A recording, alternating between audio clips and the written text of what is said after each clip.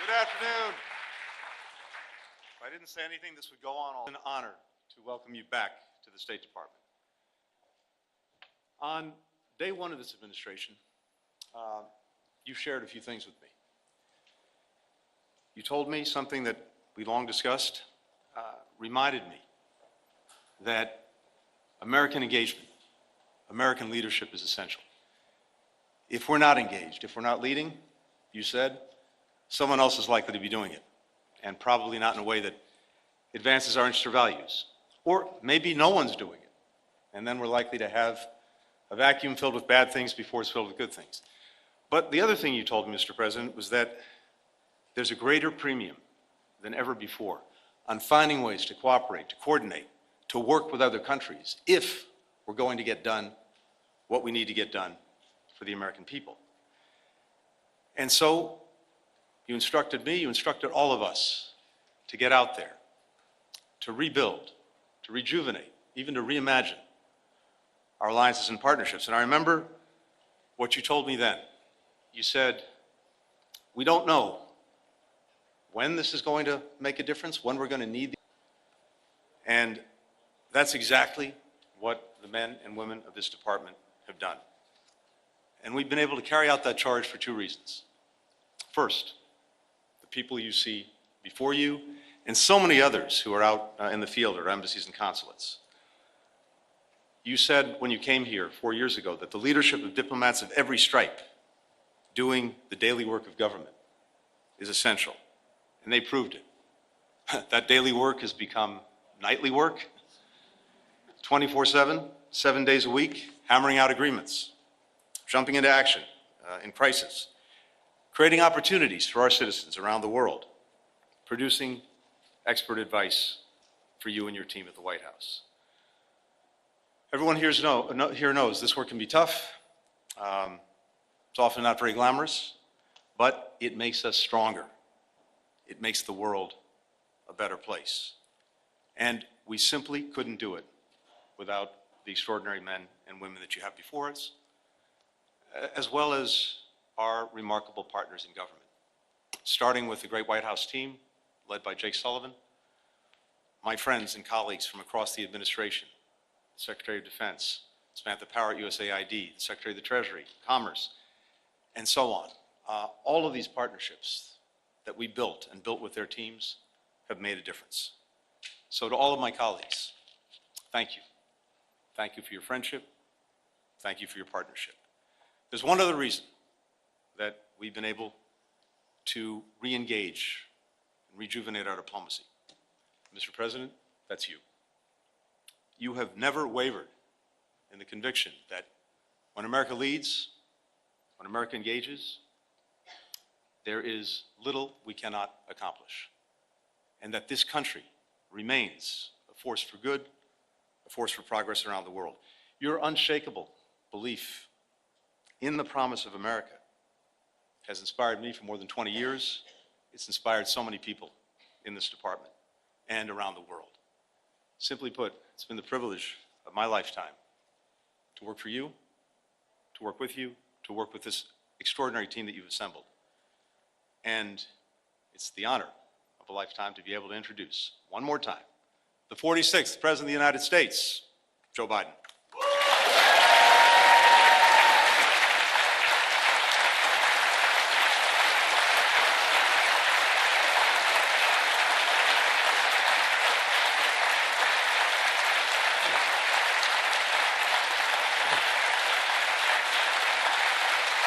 Thank you, thank you, thank you.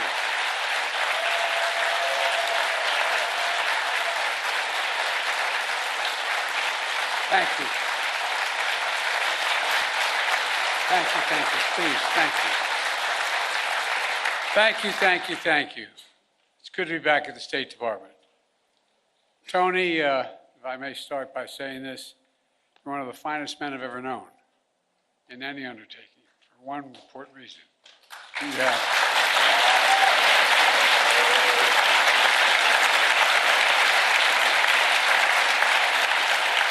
you're not only brilliant, you have incredible character. You have character. You have more integrity than almost anybody I know. Thank you for always sticking with me. Appreciate it. Folks, I'm grateful for his counsel and his friendship as well, but I also want to thank the members of my cabinet and the members of the professionals. Many of the achievements we're going to discuss today were the result of your hard work, and that's not hyperbole, it's true. Thank you, thank you, thank you, thank you for your extraordinary service. I come here to the State Department to report on to the American people on the progress we've made in the last 4 years in our foreign policy and our presidency. I've said many times, we're at an inflection point. The post-Cold War period is over. A new era has begun. In these 4 years, we faced crises that we've been tested. We've come through those tests stronger, in my view, than we entered those tests. This is a fierce competition underway. The future of the global economy, technology, human values, and so much else. Right now, in my view, thanks to our administration, the United States is winning the worldwide competition. Compared to 4 years ago, America is stronger. Our alliances are stronger. Our adversaries and competitors are weaker. We have not gone to war to make these things happen. During my presidency, I've increased America's power at every dimension. We've increased our diplomatic power, creating more allies than the United States has ever had in the history of our nation. We've increased our military power, making the most significant investments in the defense industrial base in decades. We've increased the technology power, taking the lead in artificial intelligence and other technologies of the future. Dynamic economy in the world from the bottom up and the middle out, not the top down. In short, Kamala and I took office, our nation had become stronger at home, are stronger in the world, and now America is more capable. We have the wind at our back because of all of you. This is what we're heading into, and over the next administration, that's what we're handing it to. Today, I want to lay out what we've done, the opportunities we've created for America, and those opportunities going forward. Today, I can report to the American people, our sources of national power are far stronger than we were when we took office. Our economy is booming, although there's more work to do. Our technologies, from artificial intelligence to biotech, quantum, and to advanced semiconductors, they're the envy of the world. And we have made the most significant investments in America and the American workers since the New Deal. To rebuild our roads and bridges, our ports and airports, clean water systems, affordable high-speed internet, and so much more. Semiconductors, which we invented here at home. We made the largest investment in climate and clean energy ever anywhere on Earth in the history of the world, spurring nearly $500 billion in private sector investment. We've also significantly strengthened the defense industrial base, investing almost $1.3 trillion in research and development. In real dollars, that's more than America did in any 4-year period during the Cold War. This is going to ensure that we're fully equipped to fight and win wars, which is also the best way to deter wars in the first place. Today, I can report to the American people, our alliances are stronger than they've been in decades. NATO is more capable than it's ever been, and many more of our allies are paying their fair share. Before I took office, 9 NATO allies were spending 2% of their GDP on defense. Now 23 are spending 2%. And look at the Indo-Pacific. We've made partnerships stronger and created new partnerships to challenge China's aggressive behavior and to rebalance power in the region. We did it, what few thought was possible, to build the first ever trilateral partnership between the United States, Japan, and South Korea. Then another among the United States, Japan, and the Philippines, drawing closer our Pacific allies to defend our shared security and prosperity. We brokered a defense pact known as AUKUS among the United States, Australia, and the United Kingdom, connecting the Atlantic and Pacific allies as only America is able to do. And we've taken the Quad to the next level.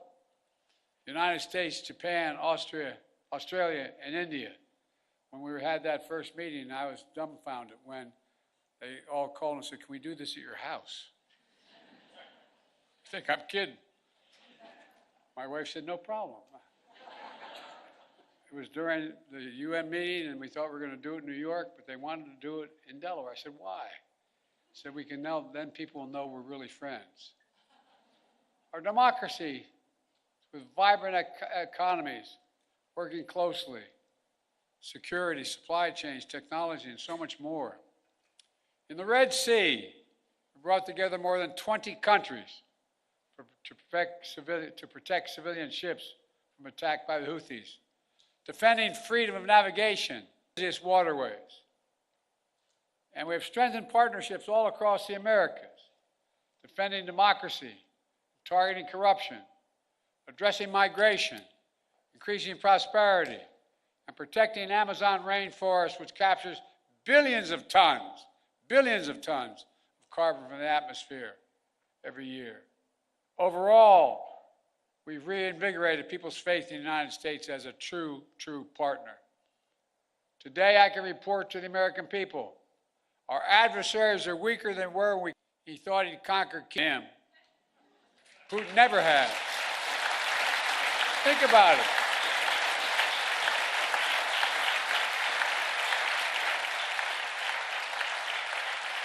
It was a long train ride, but I'm the only commander-in-chief to visit a war zone not controlled by U.S. forces. We helped Ukrainians stop Putin.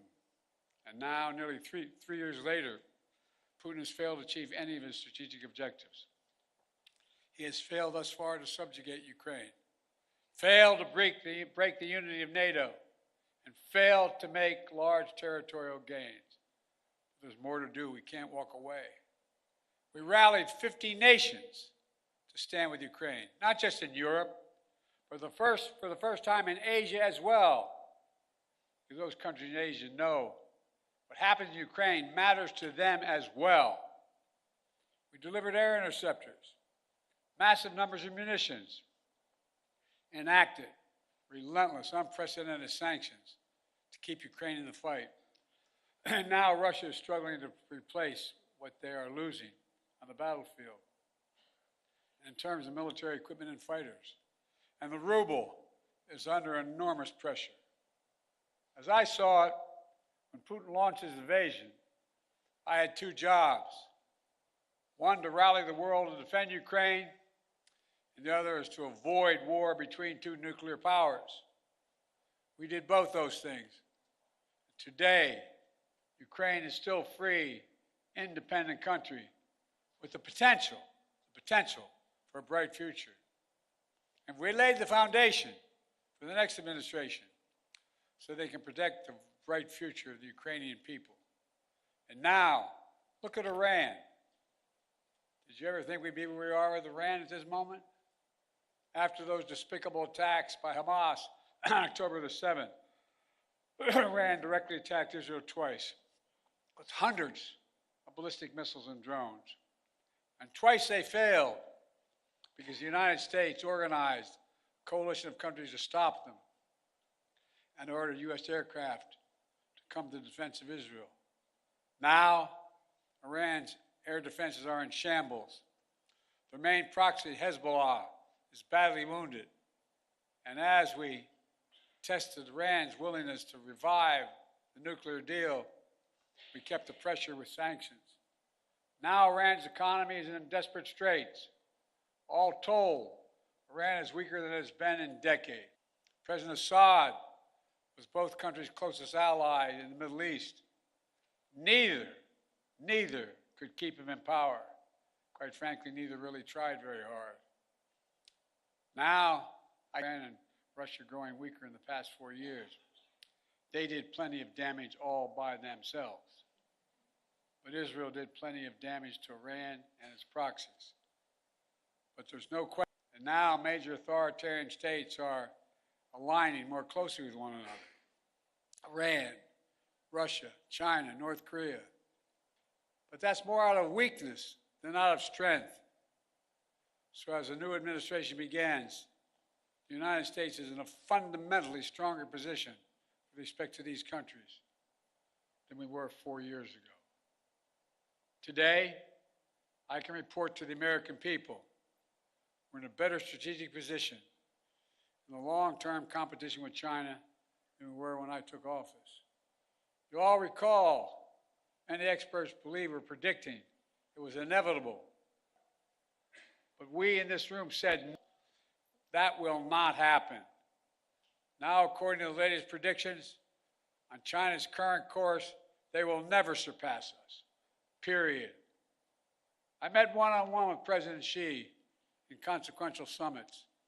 He and I have always been direct and straightforward with each other. I made it clear we expect China and everyone to abide by the international rules. And so we stood up against unfair trade practices, taking incredibly subsidized on our markets to undercut our workers. We imposed target tariffs in critical sectors like cars, steel, and semiconductors, rather than across-the-board tariffs. We imposed historic export controls on investments, restrictions, to ensure that China cannot use the most advanced technology and sensitive data against us. And critically, we enlisted our allies and partners to join us, building more convergence among our allies on a shared approach to China than ever existed, and showing that it's more effective to deal with China alongside of partners rather than going it alone. But even while we compete vigorously, we've managed our relationship with China responsibly, so it's never tipped over into conflict. We've created lines of communication between President Xi and myself, and between the leaders of our militaries, to avoid misunderstanding. We found ways to work with each other, to address climate change, to reduce the flow of fentanyl in the United States, which, by the way, overdose deaths are coming down across our nation. And in my administration, we've seized more fentanyl at our border in 2 years than the previous 5 years combined. Today, I can also report to the American people, we're the first president in decades who's not leaving a war in Afghanistan to his successor. But we've got bin Laden during the Obama-Biden administration. The primary objective of war had been accomplished. And I believe that going forward, the primary threat of al-Qaeda would no longer be emanating from Afghanistan, but from elsewhere. And so, we not need to station a sizable number of American forces in Afghanistan. So when I took office, I had a choice. Ultimately, I saw no reason to keep thousands of servicemen in Afghanistan. I think I have my schedule with me, and I keep on my, I don't here, I don't have, but I keep on the back of my card the actual number of dead and wounded that occurred in our longest war, to remind myself. Keep spending hundreds of millions of dollars a day. We're no longer doing that. In my view, it was time to end the war and bring our troops home. And I commend the courage of all those who served in Afghanistan.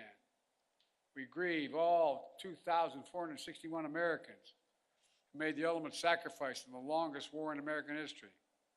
And I grieve those brave service members whose lives were lost during the withdrawal.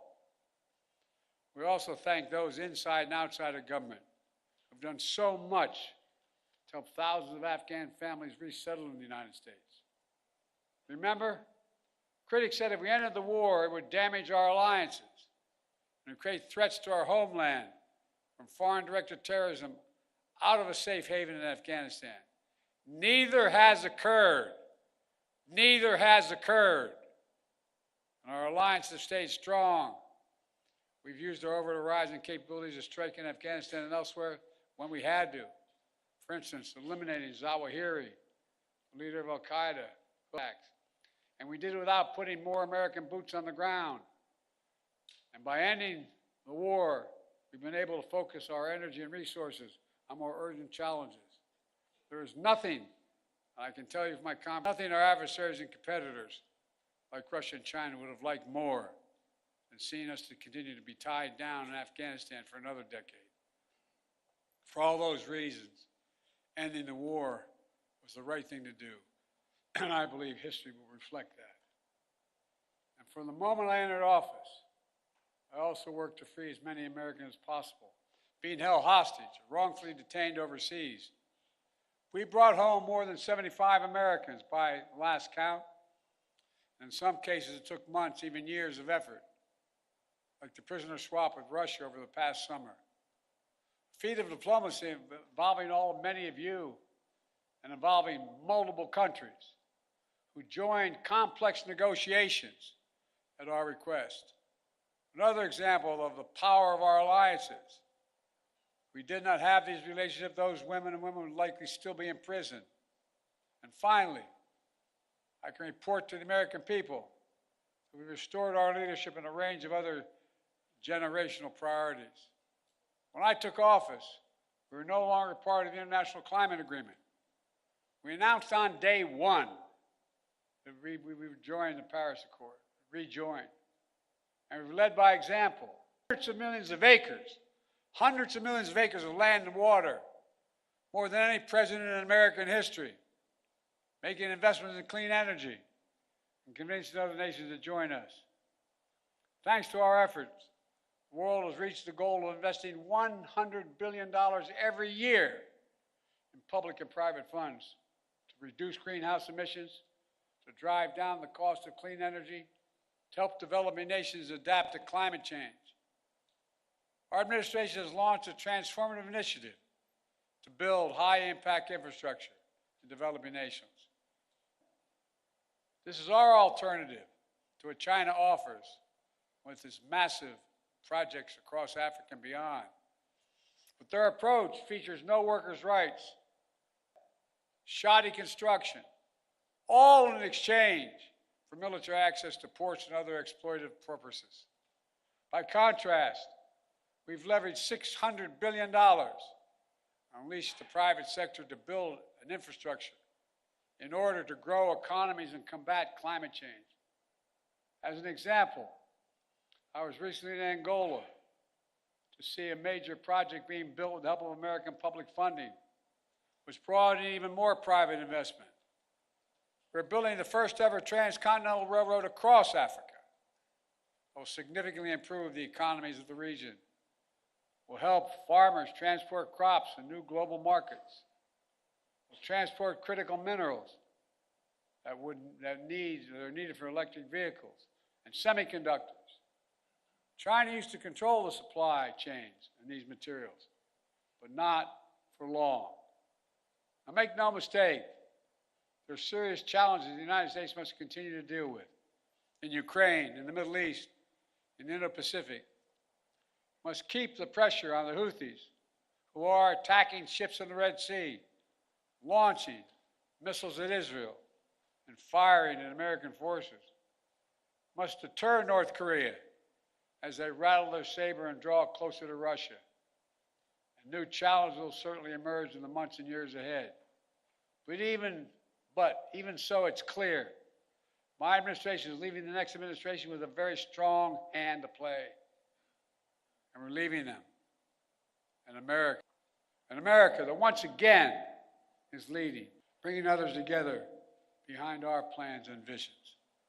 An America which has made historic investments in American workers, American energies, American factories, generating the strongest economy in the world, which is now in a much better position to win the future against any competitor. These wins are not partisan. They're American. They benefit all Americans and reflect America's endless capacity for leadership and reinvention. Look, folks, the United States should take full advantage of our diplomatic and geopolitical opportunities we've created to keep bringing countries together to deal with challenges posed by China, to make sure Putin's war ends in a just and lasting peace for Ukraine, and to capitalize on a new moment for a more stable, integrated Middle East.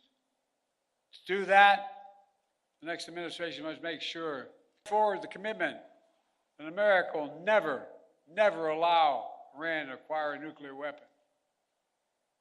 And on the war between Israel and Hamas, we're on the brink of a proposal that I laid out in detail months ago, finally coming to fruition.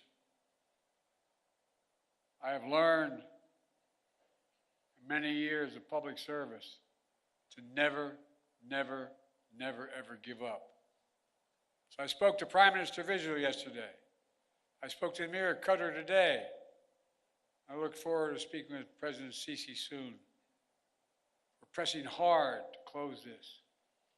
The deal we have structured would free the hostages, halt the fighting, provide security to Israel, and allow us to significantly surge humanitarian assistance to the Palestinians who've suffered terribly in this war that Hamas started. They've been through hell. So many innocent people have been killed, destroyed. The Palestinian people deserve peace and the right to determine their own futures. Israel deserves peace and real security, and the hostages and their families deserve to be reunited. And so we're working urgently to close this deal. And as we deal with immediate challenges, in my view, we have to look to the future. I urge the next administration to carry forward two issues that have been central to my presidency and which shape the future, in my view. On artificial intelligence, we are in the lead, and we must stay in the lead. We must not offshore artificial intelligence, as we once did with computer chips and other critical technologies. AI has the power to reshape economies, governments, national security, entire societies. And it must be the United States and our closest allies that lead the way. And likewise, clean energy transition will race ahead in years to come. I know some incoming administration, some in the incoming administration, are skeptical about the need for clean energy. They don't even believe climate change is real. I think they come from a different century. They're wrong. They are dead wrong. It's the single greatest existential threat to humanity. The clean energy transition is already happening. China is trying to dominate the clean energy, manufacturing, critical materials, supply chains. They want to capture the market of the future and create new dependencies. The United States must win that contest, and we will shape the global economy and the planet for decades to come. Let me close with this. Like many, as chair of the Foreign Relations Committee as a senator, vice president for 8 years, and now president, I put together one of the most competent foreign policy teams, I would argue, in American history, sitting in this room and before my eyes. Throughout my career, the world has undergone tremendous change. But certain things have always held true. At our best, America leads not only by the example of our power, but the power of our example. In the past 4 years, we've used that power, not to go it alone, but instead to bring countries together, to increase shared security and prosperity, to stand up to aggression, and to solve problems through diplomacy wherever possible, and to relentlessly defend democracy, civil rights, and human rights. Because that's who we are. That's who we are. You've heard me say it many times before. We're the only country on earth founded on idea. Every other country is founded on geography, religion, ethnicity. But America was built on an idea, literally, not figuratively. That idea was all women and men are created equal. The idea that has inspired the world for 250 years and counting. We're always reaching to do better. Always looking to the future. Not our best. Always seeking progress for our people and for people everywhere. It's been the honor of my life to serve as your president, to Today, I'm optimistic about our future, as optimistic as the United States of America, for God's sake. There is nothing beyond our capacity if we do it together and commit to it. Nothing in the next administration to keep this moving. May God bless you all, and may God protect our troops. Thank you, thank you, thank you. Thank you.